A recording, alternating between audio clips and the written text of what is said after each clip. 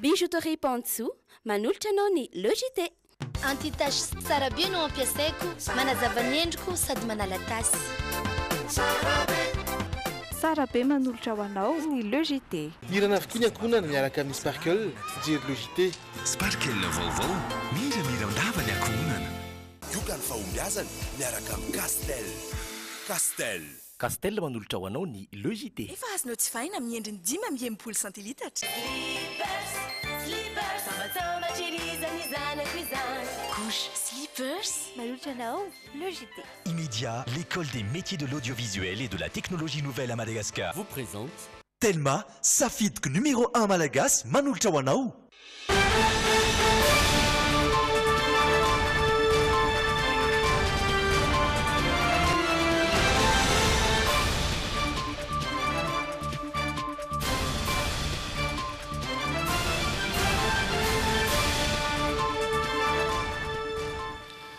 Mirabantsika rehetra tonga soa ato anatin'ny Logité amin'izao talata fahatelo ambin'ny folo ny volana marsa izao ireto ny lohateny ho antapany voalohany androany. Nikorotana ny teny amin'ny lapan'ny Tsimbazaza androany maraina nandritra ny fiatrehan'ny Praiminisitra ireo solombavam-bahoaka. Hisorohana ny korontana sy ny etraketraka mety hitranga amin'ny fifidianana dia namolavola tetikasa ny fiarahamonim-pirenena. Isan'ny mahatonga tsy fahavitan'ny mpianatra maro ny fianarana eny amin'ny ambaratonga ambony tsy fahafantaran'izy ireo ny sehatr'asa azony idirana raha ny fanadihadiana. Samba ny Madagasikara no handray anjara amin'ilay fifanana iraisam-pirenena Mathèse en 180 secondes natao ho an'ireo manana mari-pahaizana doktora ity fifananana ity. Ho tanterahana ny soavinandriny tasy ny fankalazana nasionaly ny taom-baovao malagasy ny 17 hatramin'ny 18 martsa ho avy izao. Mafapana ny toedrarah ny Mayotte androany tsy nohona fotsiny tamin'ny fidinana andalambe ireo vahoaka fa niditra tao amin'ny trano fandraisana ny filakevitry ny departemanta ao Mamoudzou. Marabanao tonga soa ato anatin'ny Logité amin'ity androany ity ireny santionan'ireo vaovao izay hoarahanao anatin'ny actu. Izay ny tapany voalohany ao anatin'ny tapany faharoa isika dia andray vahiny mety ny Godlibe misy ihany koa ny teny anglisy, misy ihany koa ny oianao sy ny afakely toy ny mazatra raha ao anatin'ny météo dia misy ny vaovao manokana mahakasika ny rivodoza ho an'ity androany ity. Tapany voalohany ary hitondranay sy Rinda Dahiry ireo vaovao samihafa.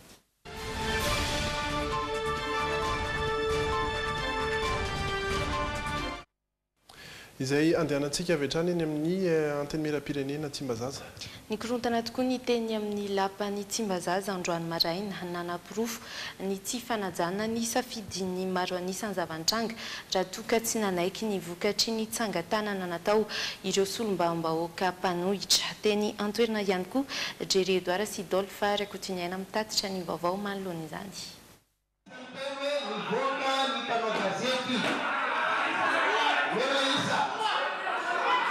Commission plénière mikasika ny riza-tendalana momba ny fifidianana androany izany hoe komisiona izay hiatrehan'ny Praiminisitra sy ny ministra ny fitsarana ireo solombavam-bahoaka ihany. Mamaritra ny fitsipika anatin'ireo député fa tsy azo hatreny daholo be ny commission plénière amin'ny ankapeny ary efa tapaka tamin'ny sabotsy teo izay tsy fahafahan'ny rehetra miatrika izay fotoan'izay. Androany anefa tsy nanaiky izany indray député vitsivitsy nokian'izy ireo ihany koa ny fahatongavan'ireo mpikambana amin'ny gouvernemanta marobe nambaran'izy ireo fa miendrika fanaovana ankeriny ilay fanehoana firaisan-kina nataon'ireo ministra. Natao anefa nitsangatanana ny amin'ny ampidiran'ireo mpanao gazety na tsy lanin'ny solombavam-bahoaka maro anisa fa hotazomina huis clos izany hoe tsy azo hatrehina ny fotoana ka nikasa ny hanao amboletra hampiditra ireo mpanao gazety ireo tsy nazaka ny safidin'ny maro anisa. Monsieur le Président, mba mifanajaka eny azafady. Afaka mifanao zany tsika loatra ka ilay. Toy izy ny tena.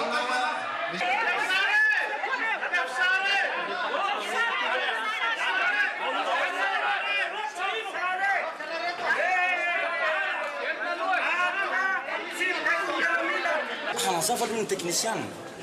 an'io lalàna io hoe ahoana ny fandeha code des électorales io finazy fa mampisavorovoro be an'le izy a heverina fa raha tsy hevitsy ny sasany zany le izy dia heverina fa zay ny zavatra ho tapahana tsisy fanapahan-kevitra ny zavatra atao ao fa rehefa tonga ny fanapahan-kevitra hatao tonga ny débat zay ateny be sy ny maro a dia tonga miatrika ihany koa ny mpanao gazety zay zany ny zavatra natao satria itolokandrio ny verina ny filaminana teny amin'ny lapa ka afaka nitondra fanazavana fanampiny ny prime ministre mialohan'ny fivoriana ataon'ny vomiera andinihan'ny solombavambahoaka reo lalàna fehizoro telo mikasika ny fifidianana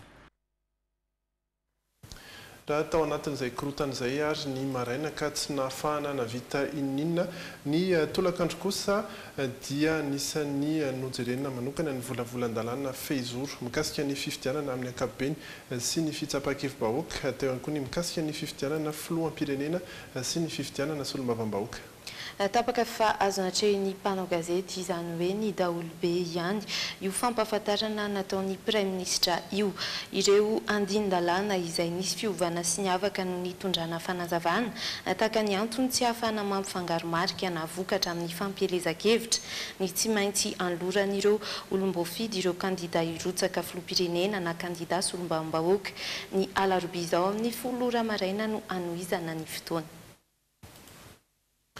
Fanambaran'ny gazety mpiseho isan'andro iray kosa fa miomana irotsaka ho kandida ho fidiana filoham-pirenena ny prime ministre Mahafaly Olivier Solonandrasana. Ary dia nandiso izany vaovao zany ny teny Mazoarivo araka ity hoenontsika ity. Amaha conseil spécial ny prime ministre dia resiko voninahitra ny milaza amintsika eto fa vaovao diso ary tsy maro mipototra ny filazana fa ilatsaka filoham-pirenena andriamatoa prime ministre azo amarinina tsara fa sady tsy neritreretra an'izany izy ary tsy nihomana amin'izany tsy ampianatra eto fa ilaza ny zava-misy fa tokony amarinina ny vaovao voavoaka lasa diso ary miendrika fanaratsiana olona na fampiadiana olona raha vaovao tsy voamarina avoaka ahily amin'ny gazety hatram'izao aloha tsy misy averiko aminareo koa ny fanontaniana inona no tokony atao na izy manao démenti na izy manao inona anareo no mahay an'izany fa ao anatin'izay fifidianana izay hatrany endrika iray mety teraka disadisa amin'ny fifidianana ny fifanaratsiany ireo mpanao politika araka ny fomba fijery ny fiarahampirenena izay tafaresaka tamin'ny miaro sorojiravaka sy zora Andriantsalama dia isorohana ny korontana sy ny etraketraka amin'ny fifidianana dia misy ny tetikasa ho apetraka izay iarahana rafitra maromaro sy ny ivitoerana Europeana izay manohana ihany koa ny fifidianana indroary ny fampahafantarana izany. Ankoatran'ny fanaovana laharam-pahamehana ny lalam-pifidianana mahatsapa ny fiarahamonim-pirenena fa zava-dehibe ihany koa ny hanamafisana ny fahaiza-manao ny mpisehatra politika mba ny fandarana asany no entiny mandresy lahatra rehefa fampielezan-kevitra. Ohatra ny hoe ny antoko politika mba sy tena handeha ny fanaratsiana fotsiny amin'ny fanatanterahana ny fifidianana ary le fanoherana arakolona mazana sy izay mety manodidina an'izay no mety hitarika ny korotana. Isoroka ny disadisa mety iseho mialoha mandritra ary aorian'ny fifidianana. Izay kosa no tanjon'ny PEV Madagasikara na rindra isim-pifidianana lavitry ny etraketraka. Votoatin'ny tetikasa ny fametrahana trano kala-pifandraisana ampahafantarana ireo trangana disadisa mifandray amin'ny fifidianana ary indrindra ny fikarohana vahaolana mba hisiny ny fitoniana. Dia misy porotsaka atsitrapo miasa ao anatin'ny faritany enina manerana Madagasikara. Izy ireo mandeha mijery hoe aiza ny mety misy tranga mety hitarika disadisa na hitarika herisetra na hitarika etraketraka. Tsisy asa de jugement tsy mitsara les résultats eo ezahana ary tsy maintsy hoe objectif tsy mitandila foana. Mamatsy ara-bola ny tetikasa ny vondrona Europeana ka manokana ray tapitrisa euro. Tanjona ny isin'ny fifidianana aratrariny malalaka sy mangarahara ka manamafiorina ny demokrasia eto Madagasikara ary miteraka fampandrosoana maro tsara toe-karena. Des développements et des reprises économiques à long terme. Na izany azy, efa manamafy ny fitandrona izay fitoniana sy fifidianana lavitry ny korotan'izay ny fitondram-panjakana. Samy miezaka anatin'izany satria farafaratsy ny antoko politika izay milatsaka zany dia miezaka ho tafiditra anatin'le ratsa mangaiky misy toerany ny antoko rehetrarehetra izay manana kandida ao anatin'ny ratsa mangaiky an'ny senia hijery mieloha mandritra aorinan'ny fifidianana ka tsy ho atao antony indray zany raha ohatra le antoko politika no tsy manana an'izay tanjaka sy ataoko hoe finiavana hiditra anatin'ireo rafitra efa mahapetraky ny fanjakana mba hahafahana manena an'izany na tsisiny zany ny tena tanjona. Mariana fa nanomboka ny janoary 2024 ny tetikasa PEV Madagasikara ary farana amin'ny aprily 2024 rafitra maro no mifarimbona manatanteraka ny asa miaraka amin'ny EKS ivitoerana Europeana manohana ny fifidianana. Iato vetivetsika ao anatin'ireto dokam-barotra fohy ireto mitohy ny vaovao arin'izay.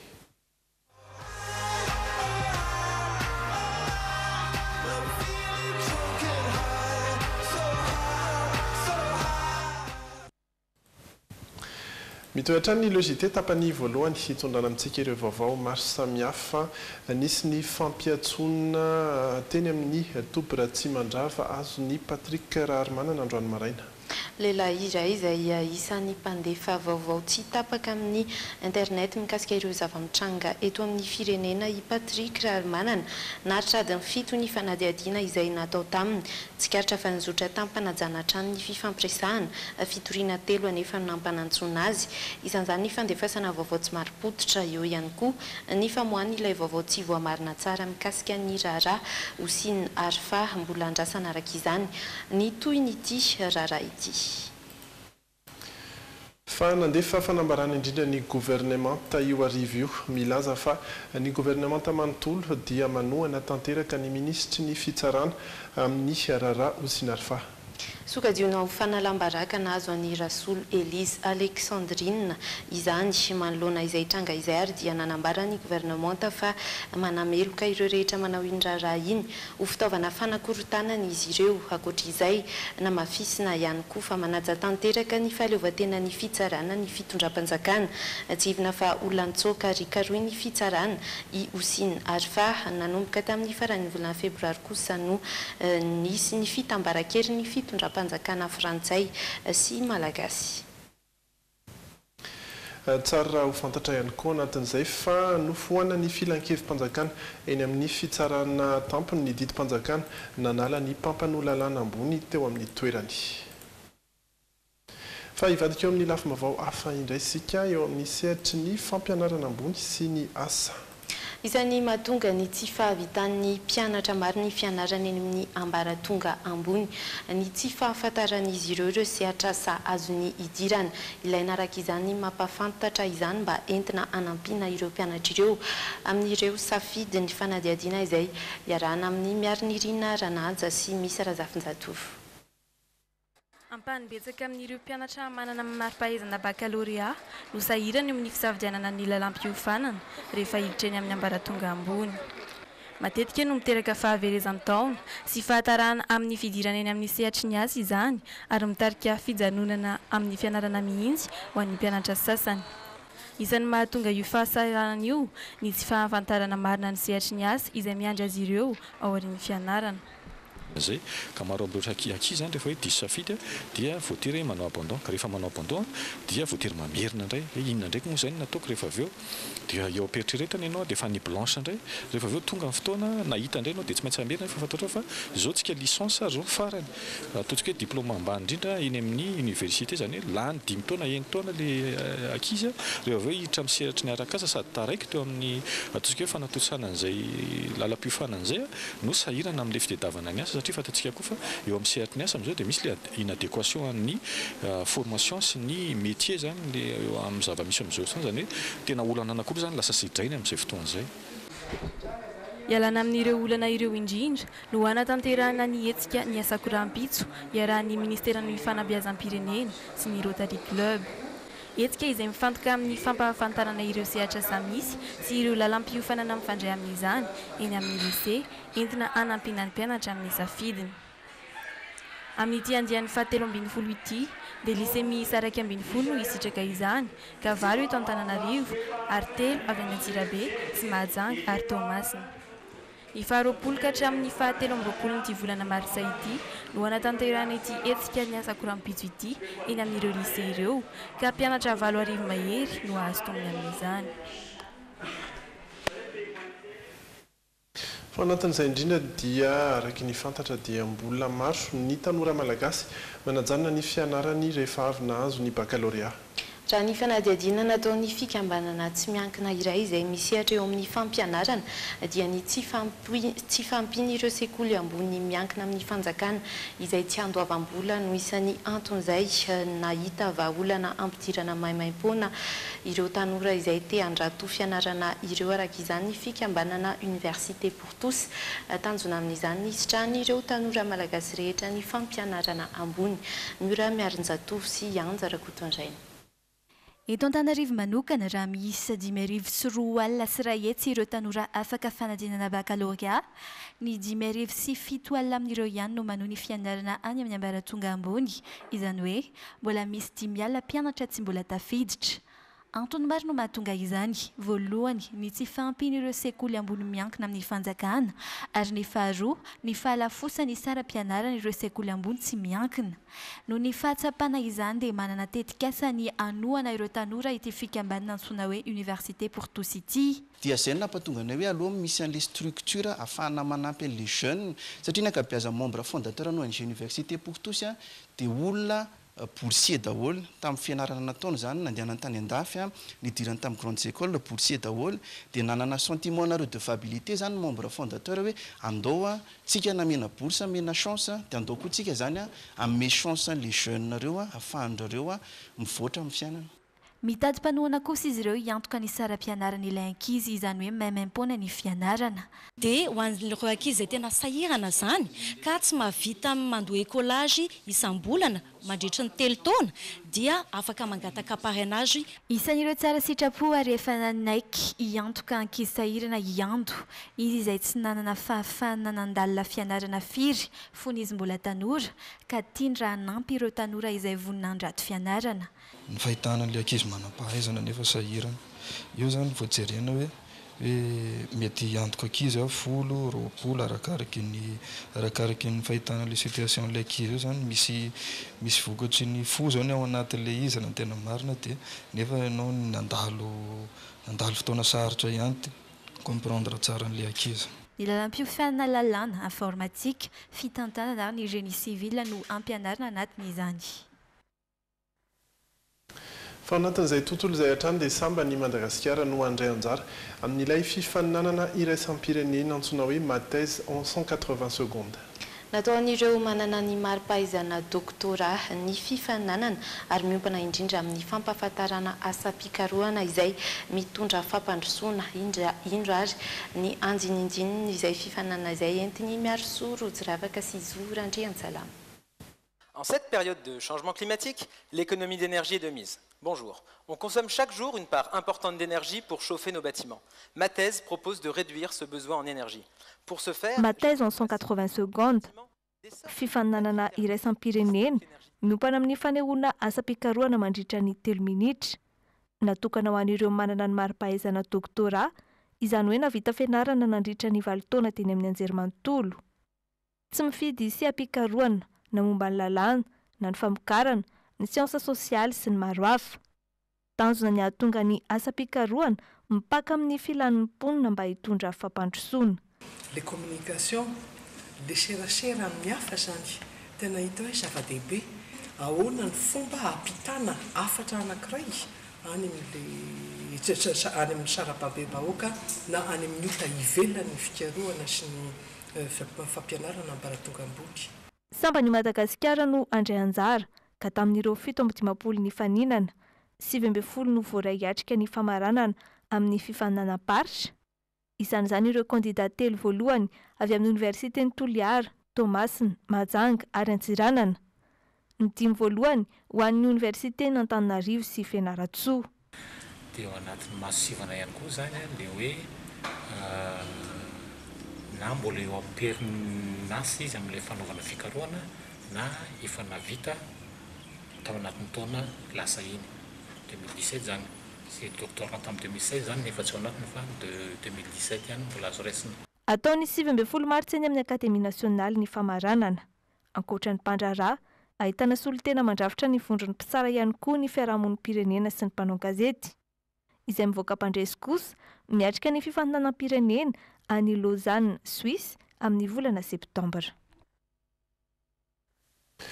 Vaovao eo amin'ny lafiny hafa indray kosa dia ny ndao sy ny fahafatesana androany tokony tamin'ny iray ora maraina in Irland Tondremahazo. Ny tanàndraikitra maro teto amin'ny firenena in Irland Tondremahazo anisany ny naministry ny rano azy nandritra ny fitondrana tetezamita. Tsy mbola fantatra mazava kosa nefa treto ny antony aviany izay fahafatesana izay Sonia Andrianirina sy Idole Farakotsiny ainy. Io maraina io tokony ho tamin'ny iray ora no fantatra fa nodimandry tetsy amin'ny hôpitaly Mpitsabo Mikambana eo Tsiadana in Irland Tondremahazo. Tsy mbola voafaritra mazava hatreto ny antony tarika ny fahafatesany fa raha ny filazan'ireo manodidina azy dia mety ny fahatapahany lalandrà. Efa maro ny andraikitra nosahaniny teto amin'ny firenena. Anisan'ny nahataleny fitsiriana ankapobeny sy ny fanelanelana teo anivon'ny fiadidiana ny tanàna Antananarivo tamin'ny taona 7 Efa tompona andraikitra ambony tao amin'ny antoko avy ihany koa ny tenany. Efa ministry ny rano tamin'ny fitondrana tetezamita. Mpikambana tao amin'ny antoko maparizy ary isan'ireo kandida solombavam-bahoaka teny Antsimondrano tamin'ny taona 2012. Ankoatra ny tontolo politika, isan'ny nahafantarana azy ihany koa ny sehatry ny zavakanto. Mpihira mantsy izy ary filompanorina ny vovonana Vivoy. Nanomboka ny taona 2012 no mankaty dia nitana andraikitra maha consultant teknika tao amin'ny Reva Forage ny tenany. Ny toetra miavaka nananany no tena isan'ny ahatserovany maro azy. Dia ministra za izy tsy nanavaka ny tenany par rapport amin'ireo olona manodidina fa dia mandeha foana ny fiarahamonina fa maministra azy rehefa manao ny asa maministra azy dia mipetraka ny maministra azy fa ety amin'ny fiarahamonina izy zany dia anisan'ireny ministra tsy mba be garde du corps sy anina reny fa indraindray matetika izy no mitondra ny fiarakodia zay ny ahafantarana azy zany anisan'ny olona humble izy zany teo amin'ny fiarahamonina. Dia nafinaritra azy na tsy tao anatin'le fanoratana izy dia sakaizany afatsopem misy zany hoe ny asa soratra nataony Irlanto tsy ataony tompoko lamo no mpanoratra zany dia navoa izy mifoana ary navoaka mifoana ary niara-ny asakaiky tamin'ny fikambanam-pody mpanoratra malagasy izy nandritrizay fahavelon'izay. Faharoa teo amin'ny resaka politika ny ministra n'Irlanto dia olon'ny fihavanana rehefa mandeha na tamin'izy mbola ministra na tamin'ny fifidianana solombavam-bahoaka na tamin'ny fiarahana nandritrin'izay efa taona tsy nateo amin'ny fitondranana izay dia olona mpampitsikitsiky foana ny Irlanto. 17 taona moa izy izao nindao sy ny fahafatesana izao. Mahakasika ny taom-baovao malagasy indray kosa Ratsaivina dia ho tanterahana ny Soavinandriana Itasy ny fankalazana nasionaly ny 17 ka hatramin'ny 18 martsa ho avy izao. Ivony fankalazana ihany io atao any Soavinandriana Itasy io saingy samianana ny fankalazana ny isam-paritra indrindra fa ireo mpandalina ny nentim-paharazana fety be ny taom-baovao ho an'ny malagasy hatramin'izay manazava ny fizotriny izany ny mpandalina ny nentim-paharazana avy any atsimo.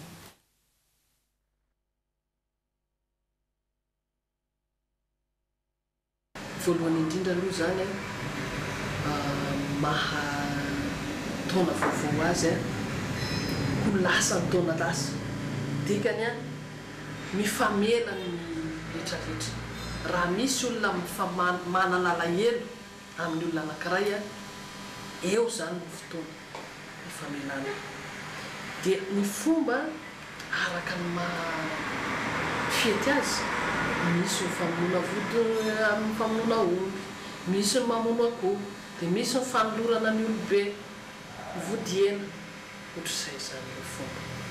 Dia misy moaraka ny mahataloha mamory olona ny mpanjaka rehefa fety ohatr'izay taom-baovao malagasy dia mifono ny vahoaka rehetra dia mamono omby ny mpanjaka miara-misakafo miaraka amin'ny vahoakany izy ohatr'izay ihany izy io fa amin'izao tsika efa tsy zany tsony fa manana misy foana ny ampanjaka eran'ny province fa ny tanjona zany ao anatin'io miaraka ny malagasy rehetra mifamela ao anatin'ny zavatra tsy fitovizana dia misy ny fiarahana misakafo amin'ny fotoana mitapihavanana misy ny fihinanana ny vary andronono tondra-tantely satria zay zavatra zay fomba ho azy efa hatrizay hatramin'ny taloha didy foana netsika hatramin'izao satria tsy nisy naharatsy ny fomba malagasy zany. Any ivelany indray kosa ny Angleterre sy ny fifandraisany amin'ny Rosia. Naneo ny heviny mikasika ny fanapoizinana ilay pitsikilo rosiana izay tsy amperinasa intsony i Theresa May omaly nanome fepotona 7 ora tokony hanomezan'ny Rosia fanazavana ny Prime Ministre Britannique 10 andro mialohan'ny fifidianana filoham-pirenena ao Rosia dia miariary amin'izao fotoana fa miaratsy indray ny fifandraisan'ny Rosia sy Grande-Bretagne. Tena azo eritreretina fa i Rosia no tompona andraikitra tamin'ny fanapoizinana any Sergei Skripal sy ny zanany vavy Yulia raha nampy fanambarana nataon'ny Theresa May, Prime Ministre Britannique nandritra ny fandraisam-pitenenana nanoloan'ireo parlementaire Britannika omaly. Hita taritra tao aorian'ny fanambarana nataony fa tsy mitsahatra ny miaratsy ny fifandraisan'ny firenena roa tonta izay efa narefy tato anatin'ny taona maromaro izao. Naneo ny heviny avy hatrany ihany koa i Moscou manoloana izany. Fiantsina no andraisan'izy ireo ny fanambarana nataon'ny Prime Ministre Britannique. Laza ny mpitondra teny misitry ny raharambahiny Rosianina fa fihetsiketsehana manoloan'ireo parlementaire Britannika fotsiny ihany no nataon'ny Prime Ministre Anglisy. Afaka androvitso no tanterana ny fifidianana filoham-pirenena ao Rosia ankoatra ny fiampangana azy ireo anefa dia nanome 7 ora hitondran'ny Moscou fanazavana momba ity raharaha ity ihany koa ny Prime Ministre Theresa May. Taorian'ny fanadihadiana mantsy dia fantatra fa vokatra simika fampiasan'ny tafika Rosianina no nitarika ny fahavoazan'ny Skripal sy ny zanany ary polisy iray hafa ihany koa izay niezaka nanavitra azy ireo. Nantitra teriny fa raha toa ka tsy misy ny valiny mahafapo dia heverin'izy ireo fampiasan-kery tsy ara-dalàna avy amin'ny Rosia ho an'ny Royaume-Uni ny zavanitranga. Andray fepetra entitra manoloana izany i Grande-Bretagne ho hiatran'ny Prime Ministre Britannique. Fa atsy Mayotte départementa frantsay atsy akaikintsika kosa dia mihamafana hatrany ny toedraraha. Tsy niona fotsiny tamin'ny fidinana an-dalambe ireo vahoaka fa dia niditra tao amin'ny trano fandraisana ny filakevitry ny departementa ao Mamoudzou. Telo herinandro izao no nikatso tanteraka ny raharaha ao Mayotte isan'ny fitakian'izy ireo ny ametrahana politika mivaingana izay ampitsarana ny tsy fandriampahalemana sy ny fifindramona tsy ara-dalàna sy matetitetika.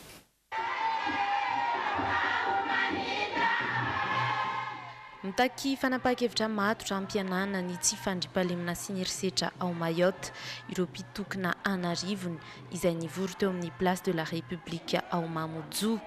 Ndrotra niditra tao amin'ny toerana misy ny filakevitry ny departementa izy ireo taorian'izay. Toedraraha izay nanery avy hatrany ireo olom-boafidy any an-toerana hiatrika fivoriana maika. Raha tsy ivina, omaly no efa nanao fanambarana mikasika ny jirena vahaolana amin'ireo fitakian'ny vahoaka ny gouvernemanta. Omaly no efa tonga tao Mayotte ihany koa ny ministra Annick Girardin, ministry ny Outre-mer misahana ireo tany sy departementa eo ambany fiahin'ny Frantsay. Ho an'ireo mpanao fihetsiketsehana tsy havaolana misy amin'izao fotoana ny fahatongavany ity ministra ity. Tsy ilainay ny fitsidihana tsotra sy ny fifampiresahana tsy mitondra vokatra hoy ny iray tamin'ireo mpanao fihetsiketsehana tamin'ny ministry ny Outre-mer. Telo herinandro izao no efa niaina anaty krizy ny vahoaka Maoré. Tapahan'ireo mpanao fihetsiketsehana ny lalana, saika nanidy varavarana ihany koa ny ankamaroan'ireo sekoly ary nitsahatra amin'ny asany ireo birao-mpanjakana. Departementa frantsay voalaza fa mahantra indrindra Mayotte ka iray amin'ireo fitakiana maro ataon'izy ireo ity resaka tsy fandriampahalemana izay somary ny hamafy androany ity. Izay ny vaovao maro samihafa nentina tamintsika tato anatin'ny tapany voalohany logité ireto indray ny lohateny ho an'ny tapany faharoa. Isan'ny naoraka ny fifanilana teo amin'ny orinasa Triple A sy ny préfecture Antsirabe momba ireo omby ka izay indrindra no hita ao anatin'ny teny anglisy. rahampitso no higadina eto amintsika ny filohan'ny republikan'ny Inde iza no renivohitry Inde izay no nanontaniana tao anatiny hoy ianao. Any Italia taratasin'ny postra izay milanja 3,75 kilao tsy natery ny faktera izay voatery natsahatra tamin'ny asany ary no sambotry ny polisy ihany koa. Izany hoarahanao anatin'ny tapany faharoa ireo zanam-pandarana ireo misy ihany koa ny masolavitra mivadika izay ny fiarantsika ny tenako dia mametraka ny veloma mandram-piona anaraka dokam-barotra vitsy anefa iampitana ao anatin'izay tapany faharoa izay.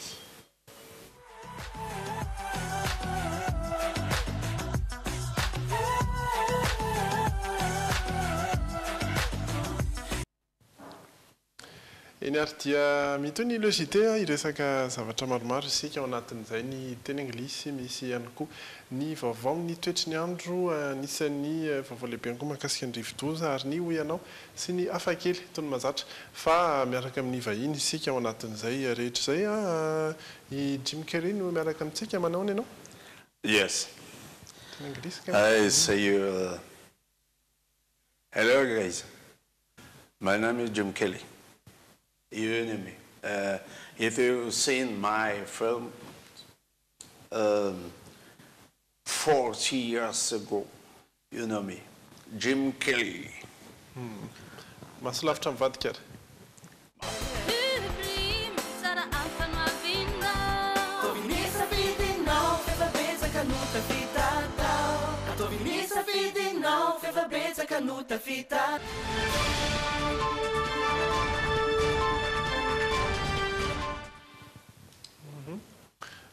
Mahiteny malagasy ihany sa? Mahiteny malagasy tsara.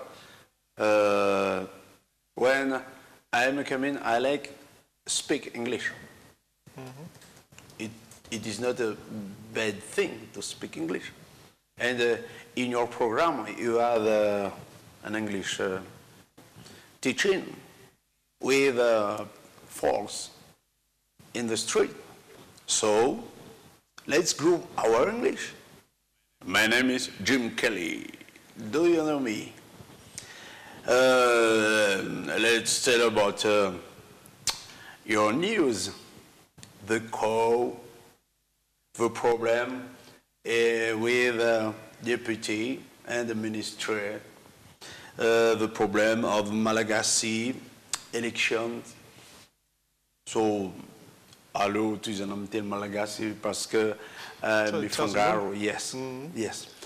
But I encourage the Malagasy people to speak English. It is the future to grow your country. Manrusu beira wucha we miezaka njani. Ni resaka actualité. Ni tateo misi krotana amin'ny fangaro ny amin'ireo solombavambahoaka député misy ministre mandeha eo ny conseil-ko fantatrareo actually Mr. Donald Trump, the president of United States of America. Izy voafity satria natanjaka be ny lobby derrière. Misy ny conseiller atao Steve Bannon zay nanolo azy hoe bon soyons nationalistes ny amin'ny firenena mizanona Amerika de souche ny tena fototra masara mais toy zay problème amin'ny Madagascar tsy ampy famakirana.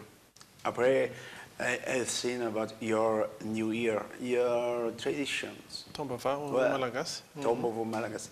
It's a very well thing. You must groove and you must move with your traditions. There is a new year. 1er janvier. Janvier volo fa enareo manao tombavao Malagasy mila mamikitra sara amin'io. Zay Americaine de souche zay mamporisika anareo hoe tazony tombavao Malagasy nareo ny tradition nareo. Vous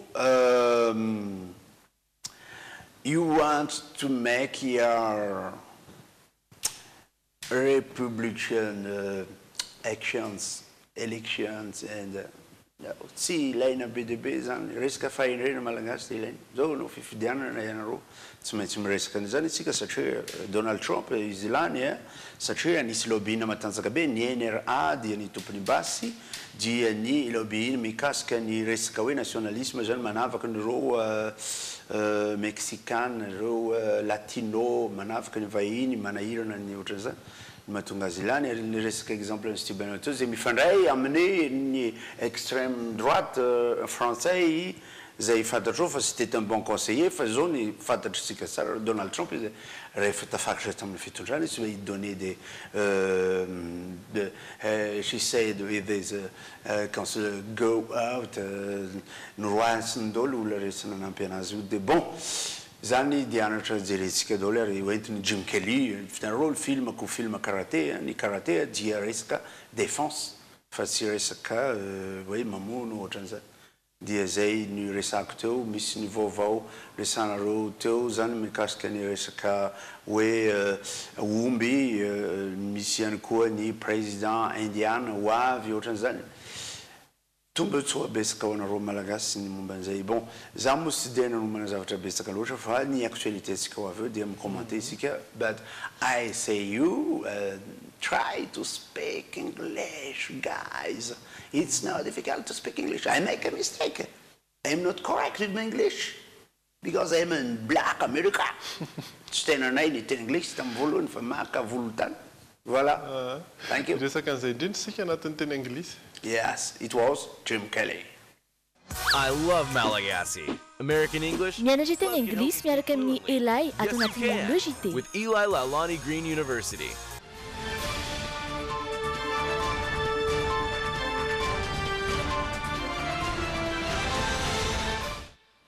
Yeah. Dia ny vaovao mahakasika an'ireo omby tany an-dranomanilatra anisan'ny vaovao lehibe tamin'iny herinandro iny ary dia ny teny manodidididina an'izay rehetra amin'ny teny anglisy no entina. Hi everyone, I am Miss Nanny from Yalai. Androantsika dia resaka momban'ny omby. Tsy aivina fa omby vavy be ronono rono efa matiny tsy fampisakafo tao anatin'ny herinandro. In English, omby lahy dikany hoe omby lahy dia ox, dia raha omby vavy dia tenentsika hoe cow. Omby lahy ox, dia omby vavy tenentsika hoe cow. Okay? Ox ny omby lahy raha singulier, fa raha ohatra izy ka pluriel dia atsotsika hoe oxen. Oxen. It is irregular plural. Nosokafandreo miaramila avy amin'ny OMC ny andro ny varavarany toeram-piompian'ny orinasa AAA ho an'ireo fiara lehibe mpikarakara sakafom-biby ihany tamin'ny 3 ora sasantolakandro teo ireo vavady roa lehibe no idina.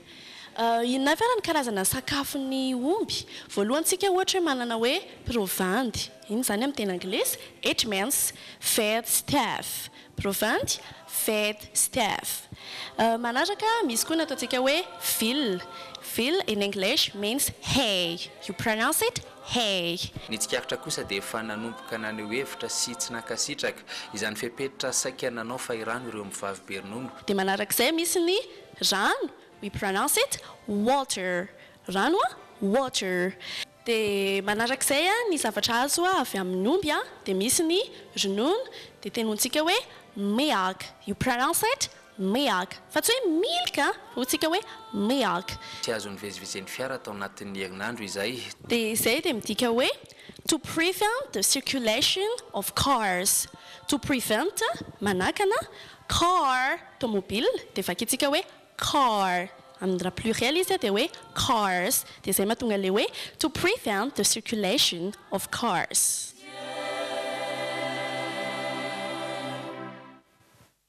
Oh yeah, it's not very difficult. Milk, cow. So, explain you and I take a lesson. Umbilai ox. Umbilai maru oxen. Umbivavi cow. Umbilai de reproduction si vous l'avez dit, beurre. Ranu water. Refa misizane umbilai kasi fantatra sahirana ianao dia lasa cox fangaro and cows ny cowboy boy miambina cow ny co girl, girl miambina co. So ny girl boy, boy miambina girl, and ny co ox, omby lahy miambina omby vavy. Ma. It's resumed. Thank you. Satranao amin'ny herinandro mosika zany dia hita vaovao hafa indray amin'ny teny about the pig and the chicken. Hitantsika indray arakarak'izay vaovao mety lehibe eo fa jery ianao indray sika.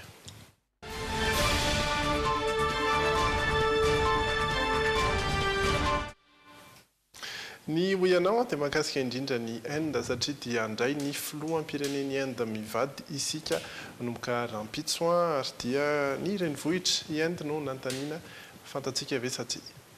Izaka ny renivohitra i Inde? I Bangkok. Any amin'ny continent inona no misy any Inde? Continent asiatique. Mumbai. Continent inona misy any Inde? Asie. Anglais zao ndray. Dia ndray tsy haiko hoe le tenim-pirenena andry zareo. Dubai. Continent asiatique. Inona ny fahafantaranao ny teny ampiasaina any Inde? Teny indiana ka. Tsy fantatro zao. Mbola tsy hainiky ianao mihitsy ve? Mumbai. Américaine. Delhi, asiatique. Tena ampiasaina ny Inde zany misy karazany maro le tena ampiasaina ny Inde. Ohatra ny teny iraisam-pirenenao Inde zany dia ny Hindostanie. Fa raha ny teny indiana misy betsaka mety eo amin'ny atao mihoatra ny 20 eo zany ny fiteny ao anatin'ny Inde. Ohatra hoe ny Bhojpuri. Zay angamba mety fantapatatra kokoa. Teny vohitra i Inde iza moa ty? Asie. Dubai. Dia fantatrao ve hoe continent inona misy any Inde? Inde tsy asiatique. Dubai, asiatique. Ary ny teny ampiasaina any Inde ve fantatrao? Indiana. Oh, more and more mistakes. Mistakes. Do you know what is the answer of the question? Ie, mitondra ny valiny indrindra sika. New Delhi, izay no renivohitra. New Delhi. New Delhi. New Delhi. Betsabetsaka any sika hitantsika ao anatin'ny karekare io New Delhi. Mumbai izay hita amin'ny sary ihany koa Bombay na Mumbai anarana tanàna iray ihany dia io no tanàna be mponina indrindra, tanàna lehibe indrindra any Inde ary mety izay no mahatonga azy mifangaro kely amin'ny renivohitra satria io zany no atao hoe tanan-dehibe ary ao ihany koa no mamokatra ny kamaron'ny kolotsaina indiana. Ny fanontaniana hafa napetraka teo moa dia continent iza no misy azy araka ireo hitantsika io dia ao anatin'ny antsoina hoe Asie izy mazava ho azy izay continent efa tsy renivohitra ihany koa. Izay no mahakasikasika ny Inde ny filohan'ny Inde izay ho raisitsika eto nomboka rahampitso fa dia Ramnath Kovind izay no anarany. Tsy maintsy mbola isy fotoana ihany moa zany iresana ny mahakasika azy mandritra izay fitsidiany ny Madagasikara izay. Ny teny ampiasaina any an-toerana izay no anisan'ny fanontaniana teo ihany koa dia ny Hindi izay teny hoe indiana angamba mino fa tsy diso izay raha amin'ny teny malagasy satria Hindi amin'ny tenindry zareo any an-toerana. Sy mifangaro fotsiny parce que there is more and more bizarre things. Indien, en général, le cinéma indien, c'est les peaux rouges. Et après, les Karans de Madagascar, c'est des Indo-Pakistanais. Parce que les vrais Indiens ne sont pas allés. Maintenant, mais Paris, ils restent pratiquement chez eux. Ils vont être les BDB, quelqu'un, les Indiens, mais dépasser les Chinois. Fanny indien, mi petraka any Inde, sireny les peaux rouges, mi petraka amin'ny Amérique. En général, mais c'est resaka vocabulaire. Hafa mihitsy mbola tantara hafa indray moa mahatonga ny hoe indiany any États-Unis ny resaka mponina ihany ianao teo dia izy no Inde no firenena be mponina indrindra faharoa eran-tany raha miliara sy 200 tapitrisa mahery eo izay no isan'ny mponina any Inde. Sy afangaro meu you and me sy hoe mandeha any ianao misy koa hoe Inde moanjo c'est pas la pistache de l'Inde Favoafa kely ary yes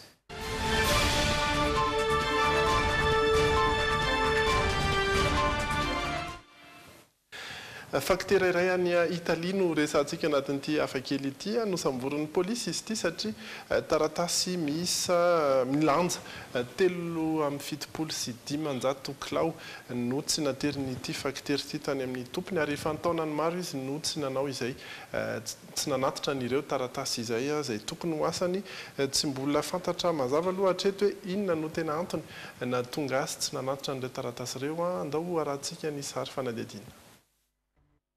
Platsaka sitrapony asa tao amina ivitoerana mpanodina taratasy tsy ilaina antsony tsy lavitry ity toerana ity no nampandreny manam-pahefana rehefa nahita baoritra 520 isa avy amin'ny positra saingy tsy nisy nanainona intsony tao anatiny. Nanomboka teo ny fanadihadiana nataon'ireo polisy. Tato amin'ity garage ity no nahatratrarina taratasy marobe izay milanja hatrany amin'ny 3.7 kilao. Taratasy nalefa tamin'ny positra italiana ireo ary tokony ho nitsinjaraina any amin'ireo tompony araky ny adresy voasoratra. Nandritra ny fanadihadiana ary dia fantatra fa ilay faktera tompony ity garage ity no tsy nandefa ireo taratasy ireo efa tao anatin'ny 20 taona izay. Nofainy manokana ity toerana ity mba hametrahana ireo taratasin'olona ireo. Nato avy hatrany tamin'ny asa n'ilay faktera. Laza kosa nefa ny sampandraran'ny positra ao VCNC toerana nahitana ireo valopy ireo fa tsy maintsy ataon'izy ireo izay atongavan'izany any amin'ireo tompony na dia efa tara loatra azany fotoana. Oh, it's a very sad man. People kill him. Oh, it's a cold man. Nahafakely azy indrindrindrindra hoe any amina tany mandroso dia mandroso no sendran'izay hoe tsy tonga zany taratasy maro dia maro. Hitako tsy tonga misy ny volako na rehefa kovy any Italie na rehefa mihavana na letika bandy io. Vonako io raha hitako. Mitendry mozika ihany koa ianao? Ia, ty zavatra hitako tanaty le akaviny le facteur. Nalefa ny olo avy any Mali dia hitako tao. Amin'ny farany isika manao hoe Let's sing a song of Louis Armstrong. Ndao ary aloha hijery I will try. Hijery ny toetry ny andro.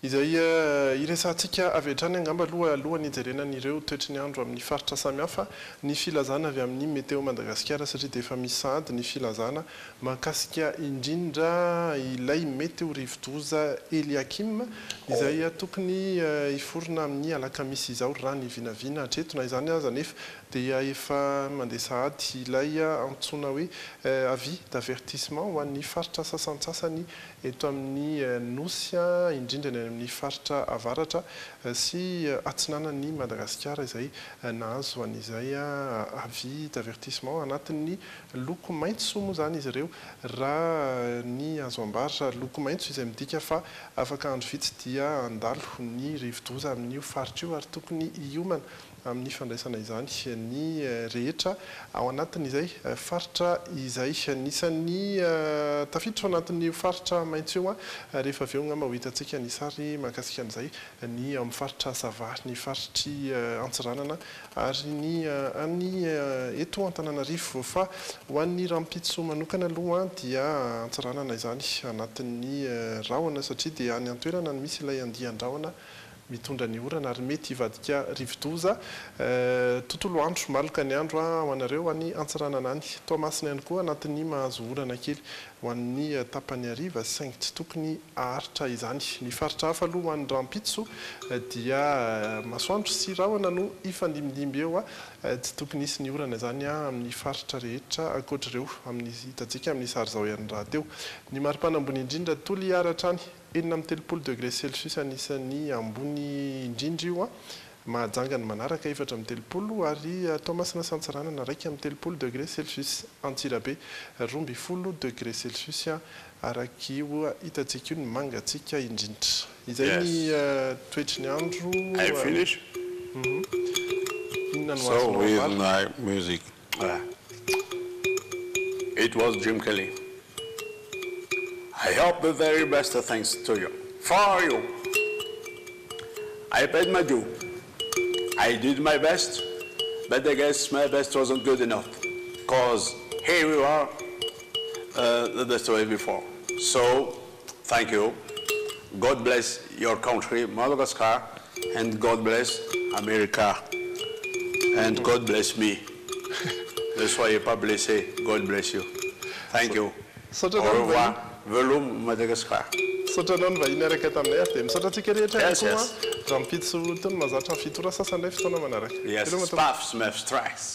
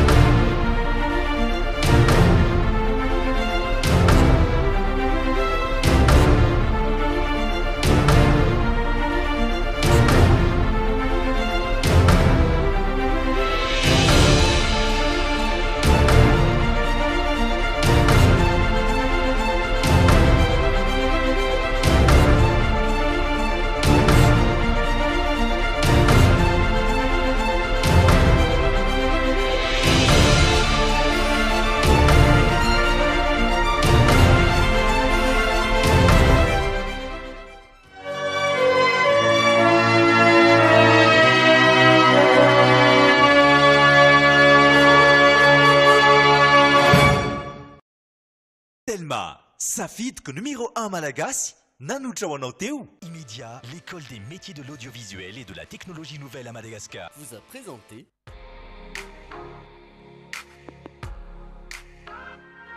Bijouterie Pantsu, manolotra anao ny Logité. Irana avokoa ankohonana miaraka amin'ny Sparkle, fijery Logité. Sparkle vaovao, mira-mirandava ny ankohonana. Ioka ny fahombiazana miaraka amin'ny Castel. Castel. Castel manolotra ho anao ny Logité. Efa azonao tsy faina amin'ny endriny 5 centilitatra. Slippers, sambatsambatririzana izanako izany. Couche slippers, manolotra anao Logité. Anti-tache tsara be no ampiasaiko, manazava ny endriko sady manala tasy.